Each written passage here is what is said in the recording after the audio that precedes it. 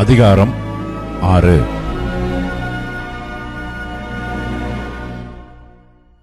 இஸ்ரவேல் புத்திரர் எகிப்து தேசத்திலிருந்து புறப்பட்ட 480 வருஷத்திலும் சாலமோன் இஸ்ரவேலின் மேல் ராஜாவான 4 வருஷம் சீப் மாதமாகிய 2 மாதத்திலும் அவன் கர்த்தரின் ஆலயத்தை கட்டத் தொடங்கினான்.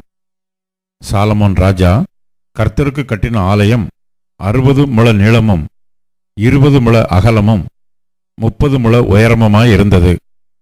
ஆலயமாகிய அந்த மாளிகையின் முகப்பிலே அவன் கட்டின மண்டபம் ஆலயத்தின் அகலத்திற்கு சரியாய் 20 முழ நீளமும் ஆலயத்துக்கு முன்னே 10 முழ அகலமுமாயிருந்தது. பார்வைக்கு குறுகி போகிற ஒடுக்கமான ஜன்னல்களை ஆலயத்திற்கு செய்வித்தான். அவன் தேவாலயத்தின் சுவரும் சந்நிதி ஸ்தான சுவருமாகிய ஆலயத்தின் சுவர்களுக்கு அடுத்ததாய் சுற்றுக்கட்டுகளை கட்டி அவைகளில் அறைகளைச் சுற்றிலும் உண்டாக்கினான்.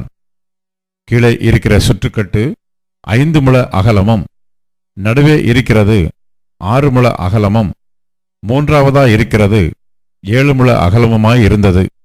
அவைகள் ஆலயத்தினுடைய சுவர்களிலே தாங்காதபடிக்கு ஆலயத்தை சுற்றிலும் புறம்பே ஒட்டுச்சுவர்களை கட்டுவித்தான். ஆலயம் கட்டப்படுகையில் அது பணித்தீர்ந்து கொண்டு வரப்பட்ட கற்களாலே கட்டப்பட்டது. ஆகையால் அது கட்டப்படுகிற போது சுத்திகள், வாச்சிகள் முதலான எந்த இருப்பு ஆயுதங்களின் சத்தமும் அதிலே கேட்கப்படவில்லை. நடு அறைகளுக்கு போகிற வாசற்படி ஆலயத்தின் வலதுபுறத்தில் இருந்தது. சுழற்படிகளால் நடு அறைகளுக்கும் நடு அறைகளிலிருந்து 3வது அறைகளுக்கும் ஏறுவார்கள். இவ்விதமாய் அவன் ஆலயத்தை கட்டி கேதுரு மர உத்திரங்களாலும் பலகைகளாலும் ஆலயத்தை மச்சுப்பாவி முடித்தான். அவன் 5 முழ உயரமான சுற்றுக்கட்டுகளை ஆலயத்தின் மேலெங்கும் கட்டுவித்தான். அவைகள் கேதுரு மரங்களால் ஆலயத்தோடு இணைக்கப்பட்டிருந்தது. அப்பொழுது கர்த்தருடைய வார்த்தை சாலமோனுக்கு உண்டாயிற்று. அவர், நீ என் கட்டளைகளின்படி நடந்து என் நீதி நியாயங்களை நிறைவேற்றி என் கற்பனைகளின்படியெல்லாம் நடந்து கொள்ளும்படிக்கு அவைகளை கைக்கொண்டால், நீ கட்டுகிற இந்த ஆலயத்தை குறித்து நான் உன் தகப்பனாகிய தாவீதோடே சொன்ன என் வார்த்தையை உன்னிடத்தில் நிறைவேற்றி இஸ்ரவேல் புத்திரர் நடுவிலே வாசம் பண்ணி என் ஜனமாகிய இஸ்ரவேலை கைவிடாதிருப்பேன் என்றார். அப்படியே சாலமோன் ஆலயத்தை கட்டி முடித்தான்.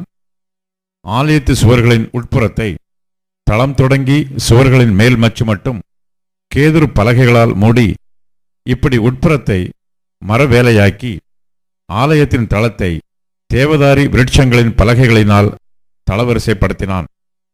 தளவரிசை தொடங்கி சுவர்களின் உயரம் மட்டும் ஆலயத்தின் பக்கங்களை தொடர்ந்திருக்கிற 20 முழ நீளமான மறைப்பையும் கேதுரு பலகைகளால் உண்டாக்கி உட்புறத்தை மகா பரிசுத்தமான சந்நிதி ஸ்தானமாக கட்டினான்.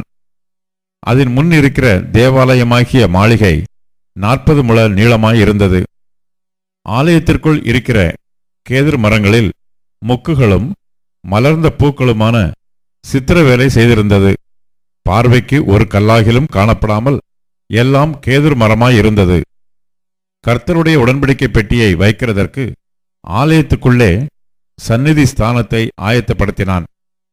சந்நிதி ஸ்தானம் முன்புற மட்டும் 20 முழ நீளமும் 20 முழ அகலமும் 20 முழ உயரமுமாயிருந்தது. அதை பசும்பொன் தகட்டால் மூடினான். கேதுரு மர பலிபீடத்தையும் அப்படியே மூடினான். ஆலயத்தின் உட்புறத்தை சாலமோன் பசும்பொன் தகட்டால் மூடி சந்நிதி ஸ்தானத்தின் மறைப்புக்கும் பொன் சங்கிலிகளை குறுக்கே போட்டு அதை பொன் தகட்டால் மூடினான். இப்படி ஆலயம் முழுவதும் கட்டி தீர்மட்டும் அவன் ஆலயம் முழுவதையும் பொன் தகட்டால் மூடி சந்நிதி ஸ்தானத்திற்கு முன்பாக இருக்கிற பலிபீடத்தை முழுவதும் பொன் தகட்டால் மூடினான். சந்நிதி ஸ்தானத்தில் ஒலிவ மரங்களால் 2 கேருபீன்களை செய்து வைத்தான். ஒவ்வொன்றும் 10 முழ உயரமாய் இருந்தது. கேருபீனுக்கு இருக்கிற ஒரு செட்டை 5 முழமும் கேருபீனின் மற்ற செட்டை 5 முழமுமாய், இப்படி ஒரு செட்டையின் கடைசி முனை தொடங்கி மற்ற செட்டையின் கடைசி முனை மட்டும் 10 முழமாய் இருந்தது. மற்ற கேருபீனும் 10 முழமாய் இருந்தது. 2 கேருபீன்களும் ஒரே அளவும் ஒரே திட்டமுமாய் இருந்தது. ஒரு கேருபீன் 10 முழ உயரமாய் இருந்தது. மற்ற கேருபீனும் அப்படியே இருந்தது. அந்த கேருபீன்களை உள் ஆலயத்திலே வைத்தான். கேருபீன்களின் செட்டைகள் விரிந்திருந்ததினால் ஒரு கேருபீனின் செட்டை ஒரு பக்கத்து சுவரிலும் மற்ற கேருபீனின் செட்டை மறுபக்கத்து சுவரிலும் தொடத்தக்கதாய் இருந்தது. ஆலயத்தின் நடுமையத்தில் அவைகளின் செட்டைகள் ஒன்றோடொன்று தொடத்தக்கதாய் இருந்தது. அந்த கேருபீன்களை பொன் தகட்டால் மூடினான். ஆலயத்தின் சுவர்களையெல்லாம் அவன் சுற்றிலும் உள்ளும் புறம்புமாக கேருபீன்களும் பேரிந்துகளும் மலர்ந்த பூக்களுமான சித்திரங்களும் கொத்து வேலைகளும் ஆக்கினான். உள்ளும் புறம்புமாய் இருக்கிற ஆலயத்து தளவரிசையையும் பொன் தகட்டால் மூடினான். சந்நிதி ஸ்தானத்தின் வாசலுக்கு ஒலிவ மரங்களால் 2 கதவுகளைச் செய்தான். மேல் சட்டமும் நிலைகளும் மறைப்பின் அளவில் 5 ஒரு பங்காய் இருந்தது.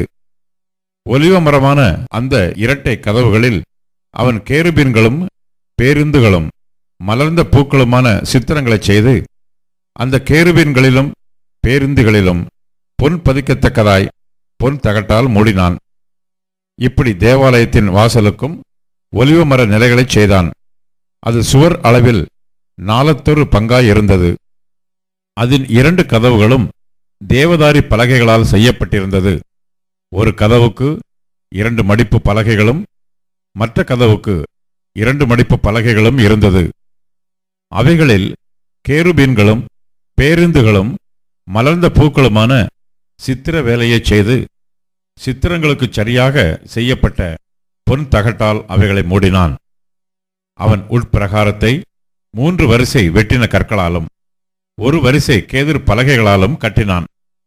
4ஆம் வருஷம் சீப் மாதத்திலே கர்த்தருடைய ஆலயத்துக்கு அஸ்திபாரம் போட்டு 11ஆம் வருஷம் பூல் என்னும் 8ஆம் மாதத்திலே அந்த ஆலயம் முழுவதும் சகல சட்டதிட்டத்தின்படியே 1 பங்கும் குறையாமல் கட்டி தீர்ந்தது. அவன் அதை கட்டி முடிக்க 7 வருஷம் சென்றது.